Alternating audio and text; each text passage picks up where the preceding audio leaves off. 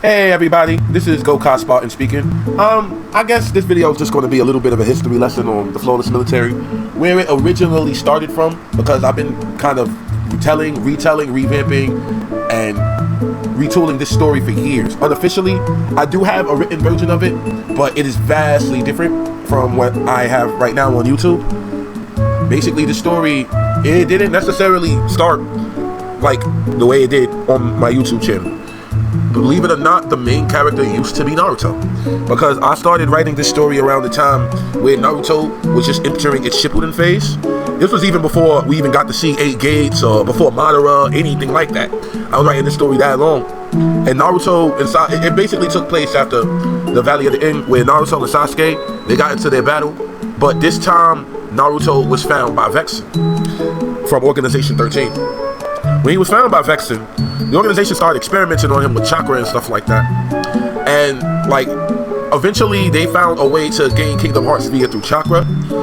And ultimately, it's been a long time since I've written the story, but ultimately, the Heroes of Light, Sasuke, Sora, and them, because Sasuke goes back to the village in this version of the story, they end up realizing that Organization 13 is invading their world. And long story short, it's just a war. If you really want to know the story, read it. Maybe I might retell that version of the story, but as it stands right now, I am way too far gone from those days. Basically, I stopped telling the story around the time chapter 67, 68. I started to incorporate Game of Thrones in there. And back then, I had a very surface level knowledge of the world, and I didn't necessarily know how to move forward with the story. So I kind of discontinued it. But as time went on, I kept on developing all these characters. I kept on telling stories with my friends. We had a lot of fun with it. Some of my friends that I told the story was not here today. Some of them really helped out, fleshed some of these characters out. My main characters right now in the Flawless Military that you're probably familiar with through my videos: Rogexiel, Dexter, Beatrice, Mavis, and Rihanna. Those are my 5 OCs. All of them came through in different manners. Rogexiel and Dexter was created side by side alongside 2 other OCs from the past, but they got phased out eventually. Dexter was created to be an even more intelligent scientist than Vexen and Zexion, so he would be able to do more things and find out more shit faster than they would be able to do so. And Rogexiel around the time was just created as a girlfriend for Zigbar, a replacement for Marluxia Larxene, and her power was just simply magnetism. As the stories kept going on, she ended up becoming the fucking goddess of everything. And I ended up giving her sisters too, Mavis and Rihanna. Now, during my original, this is the one that I didn't write. This was after the version of the Flawless Military that I put on fanfiction. I would like to say it's more like an intermediate version. This is unofficial, but I've already mapped it out and spoke it into existence. Long story short, Rihanna and Mavis were going to be antagonists for Rogexiel, and they were going to be under a queen known as Rhaenyra. However, House of Dragons came out later on in life, and I want to use that character known as Rhaenyra, so I just phased out the Rhaenyra character entirely because they already have a character named Rhaenyra. So where does that leave the sisters? Well, Rihanna's always kind of never really dealt with the Flawless Military. She's kind of like an Amazonian queen. She only really fucks with animals and shit like that. I do have it where there is some tension, some romantic tension between her and Xemnas. I'm not entirely certain if I want to go that route, this storyline wise. Mavis, on the other hand, originally, she was not as elegant as the Mavis that I have now. Originally, she was supposed to be more ratchet, but I was sifting through voices, and once I found that voice, I kind of modeled this version of Mavis around that voice that I gave her. Rogexiel went through so much. She used to just be a member of the organization, then she became a goddess. I kept on retelling the story. Basically, my story, the Flawless Military, deals in resets. Basically, the universe continuously resets itself. Therefore, all the shit that I've already came up with can still be canon, and we can draw it back on it. It can just happen in a different universe, and maybe not, they have their memories or not. But basically, now Rogexiel is the goddess of everything. Originally, I had a plan with Zigbar. They were supposed to be a thing, but my interest in things changed as I got older. And right now, she's really just a fucking free spirit. But right now, she kind of got Madara's attention. But now Madara, he's an interesting one, because like I said, this story started when Naruto first was in his infancy, like around the first Shippuden. I think Pain just attacked the village or whatever. It was around 2008, 2009. I just graduated high school when I started writing this story. So Madara wasn't really there. He existed, but he didn't exist, if you know what I mean. But once he did, and once I kept on telling the story and I added him in there, I figured I'm gonna keep him there, and I'm just gonna phase out Naruto, because I like writing for Madara way more than I like writing for Naruto. I'm gonna be real, I might get a lot of hate for this, but I don't like that nigga Naruto that much. He be talking and he be trying to talk all his power. I don't like that, man. Like, I want somebody. I like characters like Monkey D. Luffy. Monkey D. Luffy will deck you before he talks to you, and I like that. Naruto be wanting to talk shit out, and I'm good on that. And I just fell out of love with the character. Like, don't get me wrong, I still fuck with Naruto. That's still my nigga. That's still my little nigga right there. But compared to Madara is just way more interesting to fucking write for. And I just don't necessarily want to write for the entirety of the Naruto cast because, like I said, my interests have changed. I'm older now, so I want to write on select characters, but at the same time, it's just more or less Madara is basically taking the spot that Naruto had in the original story. Whereas Naruto had amnesia. Madara knows who the fuck he is. He's a grown-ass man. He can fucking leave the flawless military if he so chose to, but he just decides to stay there because he sees it as the best option for him at the moment. Now, there's other characters I have in there, like, for instance, Shion. Now, not in the original Flawless Military, but outside, when I was just telling jokes with my friend, Shion was kind of started off as an addict. I had her, like, she was hooked on drugs, but then Sayax ended up putting her, like, into, like, a rehab. Like, long story short, she went from being hooked on drugs to selling drugs to becoming a fucking kingpin to becoming, like, this crime syndicate where she's into a lot of shit right now. Like, Axel, Roxas, Sayax, these versions of these characters are way different and darker than the versions of the ones that we got. They are literally criminals. Whereas the Flawless Military, they try to bring peace throughout the galaxy, but they need that criminal underbelly just to keep things stable because chaos, light, and darkness are both what's supposed to keep things stable, not just too much light nor too much darkness. They feel like, since they're an organization that was initially funded by Xehanort's ideals, being in Organization 13, they still deal in, they believe, light and darkness on equal balance. But aside from that, there's another, let's see, there's Littlefinger. Now, my love for Littlefinger is just simply because I remember when I was watching the first couple of episodes of Game of Thrones, I didn't know who nobody was or anything, and he pulled the dagger to Ned Stark's fucking neck and was like, I did warn you not to trust me. And I was like, nah, this nigga's cool. And I just fell in love with the character ever since. I kind of like evil, malevolent motherfuckers. Like, those are my favorite characters. Yeah, there's things about Baelish that we don't talk about, but if you really think about it, we can say that about every fucking character in Game of Thrones, Jaime, Cersei, Daenerys.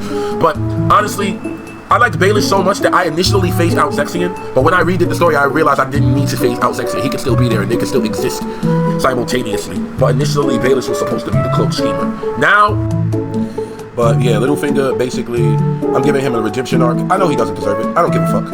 I'm planning on giving a lot of people redemption arcs. Ramsay, Joffrey, you name it. I don't give a fuck. The point is, he's helping renovate Westeros, make it more modern and shit, make it a more successful place. Now, whether this is a good thing or not remains to be seen, but we're going to continue seeing what happens in Westeros as the story goes along.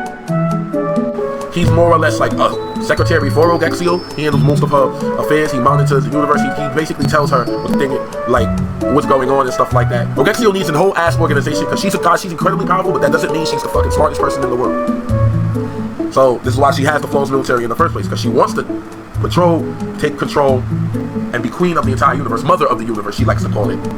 But she feels as though if she does it by herself, she's gonna fuck up somewhere down the line, which is actually the opposite. She just doesn't believe that. She believes she needs these people's help, but the truth is she doesn't. She just believes she needs it. Whereas now, like I said, the three sisters, there's a, like, I'm still developing these characters as I'm going along, even though I've developed a lot, but this new version of Flawless Military is kind of very fresh and new to me, and there's a lot of things being phased out, a lot of things being regurgitated, a lot of characters that had different fates before are completely different. Like, for instance, the Star Force team, they were called the Gamma Branch before I decided to make them entirely Power Rangers, because they were just warriors, key leaders, or whatever the case may be. And it consisted of Vaughn, which is the Red Ranger, Rogexio's son. He was still there. Naragi was still there, but Naragi, the thing about Naragi from Alice in Borderlands, in my universe, he has a very tenuous history, because I actually made this nigga planetary level threat at one point, whereas he was one of the only people to actually scar Rogexio. But that's in one of the previous universes. Now I kind of reverted him back to how he was in Alice in Borderlands, just kind of getting used to J-Tech City, Star Force, and Flawless Military. Aegon and Aemon were always there, although I had a different version of Alicent Hightower, a version of Alicent who never had them, and the versions of Aegon and Aemon were the kids of Aemma and Viserys, but I didn't feel like doing that conundrum. It's just too much confusing, so I just decided to face Alicent out and keep Aegon and Aemon on the group. Luisa, Morty, Naminé, and Tintin, they're all new.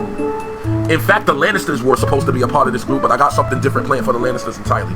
Now, for those interested in my Duel Ranger project, because this is something that I've also worked on in the past with my friends, and this one, the team was entirely different. It was actually composed of my friends, but considering that this is a Yu-Gi-Oh team and I already set up the Big Five in the Flawless universe, I decided to incorporate the Yu-Gi-Oh characters there as well.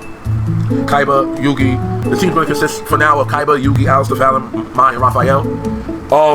Even though Kaiba is the one in charge of the who gets the powers and who doesn't, Joey's going to get his range of powers. Joey Willow will be joining the group later on, whether Kaiba likes it or not, because that's just how Yu-Gi-Oh works. Kaiba tries to short Joey, and Joey just ends up being there anyway. So Joey Willow will be a part of the group. Now, I initially killed all certain members of the Big Five in my Pirate Raid episodes. Of course, like I said, my universe is rebirth happy, meaning niggas come back all the time. Niggas die every day, niggas come back to life every day. Every day could be Easter up in here if I wanted it to be. But sometimes I just leave motherfuckers dead. But for the Big Five, I'm gonna see what I'm gonna do with them. Right now, still Nezrid and Lecter left, goes to Boro.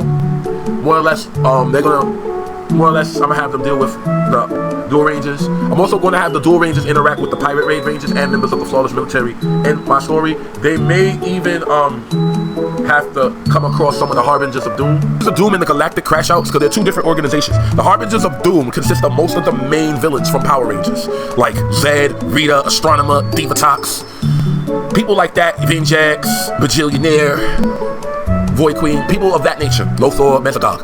Whereas the Galactic Crash Outs, they're more or less a more condensed group, where they're specialists, whereas they're the ones you call when you need a job done. And they usually don't fail. Whenever they go to a planet, like they don't leave unless they catch at least 1,000 bodies.